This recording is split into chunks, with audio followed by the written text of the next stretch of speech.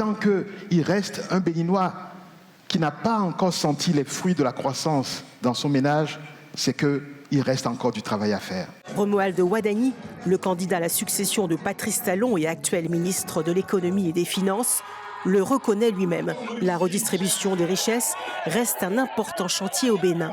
Et pourtant, les chiffres sont bons. 7,5% de croissance en 2024 selon la Banque mondiale, une confiance des investisseurs en hausse et une dette maîtrisée. Pour certains, la modernisation du pays a ouvert des opportunités dans de nombreux secteurs. C'est le cas d'Ansber Abalo, 34 ans.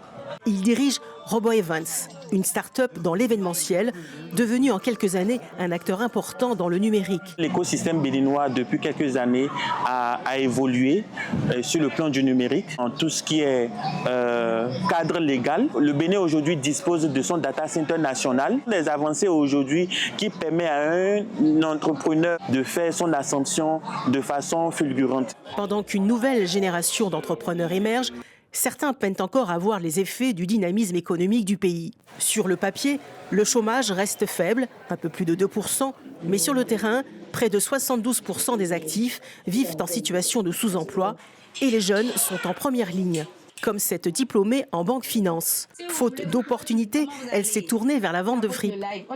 Malheureusement, peu importe ce qui est fait, moi je ne suis pas encore bénéficiaire ou je n'en ai pas encore bénéficié. Être inséré, il y a beaucoup de jeunes qui ont des diplômes, qui sont conducteurs de taxi-moto, qui sont en train de charger les bagages même dans le marché. Malgré des performances économiques solides, une grande partie de l'emploi reste informelle au Bénin.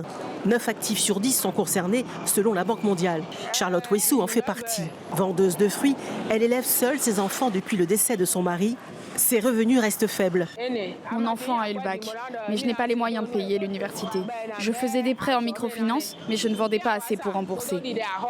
Romuald Wadani, le candidat du camp présidentiel, affirme que le Bénin a créé de la richesse. À présent, il faut mieux la partager. En face, son adversaire, Paul Lungpay, lui, il met la justice sociale au cœur de son programme.